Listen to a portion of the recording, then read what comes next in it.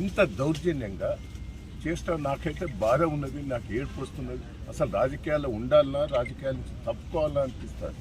నాకైతే ఇంత గోస, ఇంత ప్రజాస్వామ్య విరుద్ధంగా చేస్తుంటే ప్రజలు పాపం సంతోషంగా ఉన్నారు. కార్యకర్తలు కూడా రాత్రింబోలు కష్టపడ్డారండి. మా కార్యకర్తల కష్టం చూస్తే అయితే నాకు బాధ అనిపిస్తారు. ప్రజలైతే కార్యకర్తలు 2 రోజుల బట్టి భోజనం లేకుండా 10,000 మంది కార్యకర్తలు వచ్చి రాత్రింబోలు కష్టపడ్డట్టు నా కోసం నేను ఏం చెప్పాలి, ఏంటైనా చెప్పాలి.